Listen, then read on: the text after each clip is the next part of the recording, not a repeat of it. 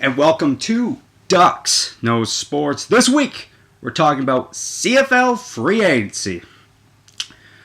Alright, this offseason for the CFL has been one crazy CFL Free Agency. CFL offseason, it's been crazy. A lot of stuff's going down. A lot busier than most years. So there's a lot to break down. So I'm going to tell you what I like, what I didn't like, and of players that are still available. Alright, we'll start on the positive side. What I liked. I really liked what the Edmonton Eskimos have done this offseason. They've added Steven Giles, who I think is a top quarterback in the CFL.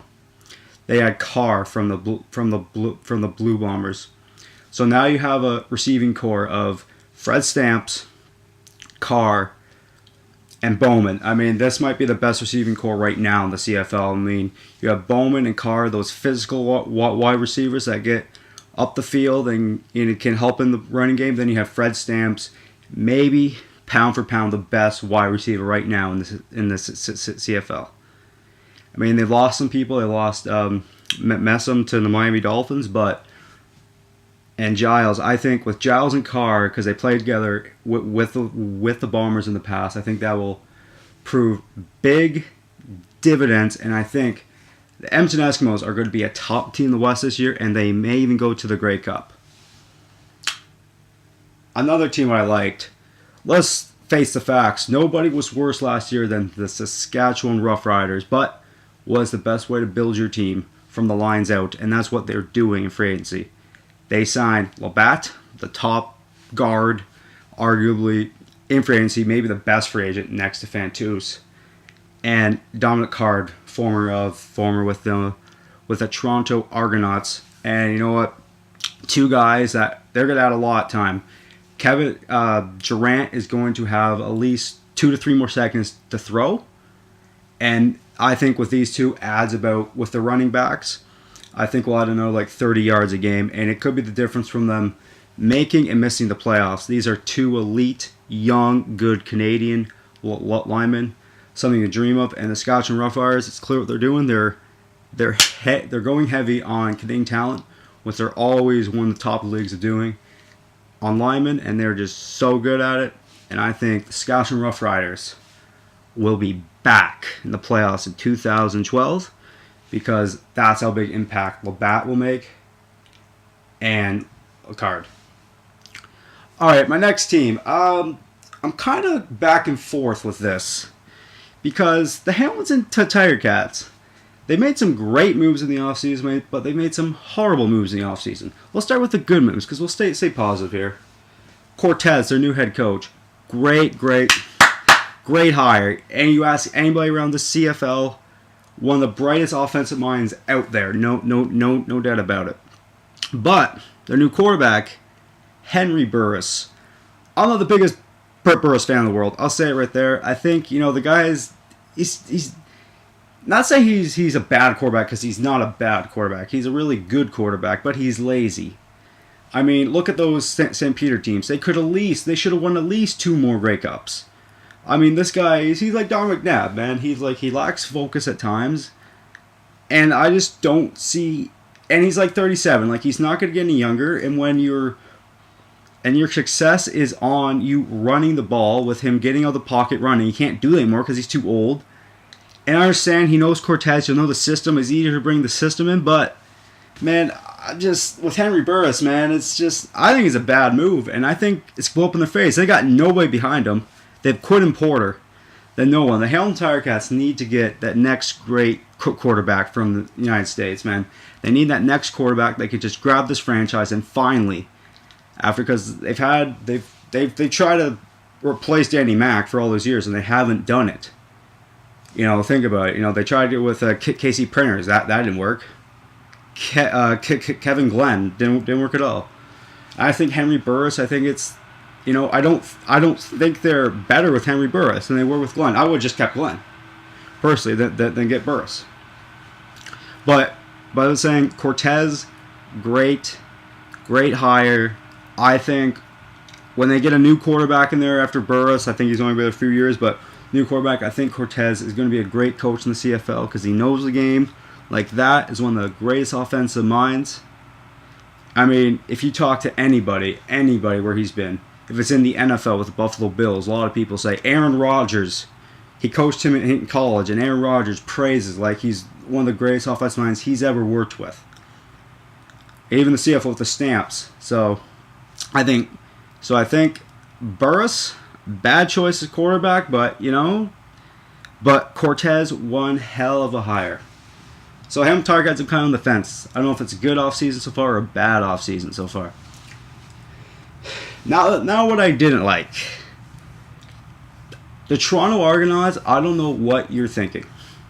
Steven Giles won you so many games down the stretch last year, and you trade him for Ricky Ray. I understand this. Don't get me wrong. Ricky Ray is a Hall of Famer type, no doubt about it. Has won this league, knows how to win. But if you saw Ricky Ray play for the last 2 years, minus the first half of the season of last year, what have you seen that makes me think, oh yeah, I gotta get this guy? He has been awful, awful, awful. Ricky Ray, man, in that West Final, man, I don't think I saw a worse quarterback performance in a West Final ever. This guy's just this guy's awful. Now he's just awful. He's not. If the Toronto Argonauts think that Ricky Ray is going to make winners out of this crappy receiving core, then they're got another thing coming. Because he's just not that guy anymore. When it comes down to it, he's going to need players around him. They signed Barnes, who I like. I like Barnes. But I don't think that's going to be enough. And I think the Toronto Argonauts offense is going to keep spiraling out of control, man. I just don't see... could they be a playoff team for Great? Of course. Can they go to the Grey Cup? No. Not with the Alouettes still there and not with not with the Cats coming on. Another team, the best story last year, I said, was the Winnipeg Blue Bombers, as they went from nothing to finally being relevant again in the CFL, which is good for the league. But this offseason, man, they've had... they lost Labatt. They lost a few other guys. Players on the team are asking, why are we not shelling out money to keep guys, to keep this team together? It looks like it's really starting to fall apart there in the PEG.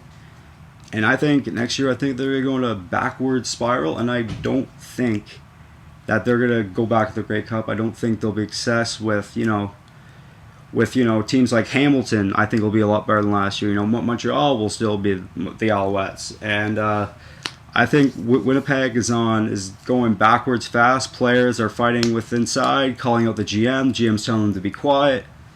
It's falling apart there in the PEG, and I think they will get off to a bad. Mark my words, they're going to get off to a bad start the year, and that could fall apart quickly next year in Winnipeg. All right. Players still available. The top fish, Andy Fantuz, still on the market. Amazing. I thought he'd be snatched up right away, but apparently he's still on vacay, so that's why he hasn't signed yet. But I believe Andy Fantuz will become a member of the Hamilton Tiger Cats. Chatham, Ontario native. Hamilton, they got rid of some contracts this year, like Coburn, so they have a lot of money freed up. Haven't really signed anybody yet. I think they can give the money. I think he wants. He gets to be a little closer to home. And then you got a really good receiving core with Stalla there, and Chris Williams and others. Grant, might be next to the Empton Eskimos, one of the best receiving cores in the league. And I think Fantuz goes to Hamilton, and I think, hey, if Burris can get him the ball, still a question on Burris, but Andy Fantuz is one hell of a football player, maybe the best Canadian receiver right now in the CFL. Other availables, Justin Medlock is still available. To me, one of the best kickers in the CFL. Probably next to McCallum. Probably next to him. This guy made a lot of key kicks, made from distance, clutch kicks. This guy is probably one of the best kickers in the CFL.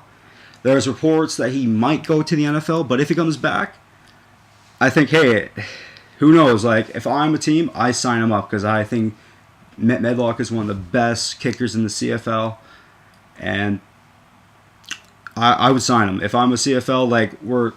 Where special teams means so much in the CFL with the field position, he's such a key player, and I wouldn't break the bank for him, but I would definitely give him a nice amount of money to come on my team.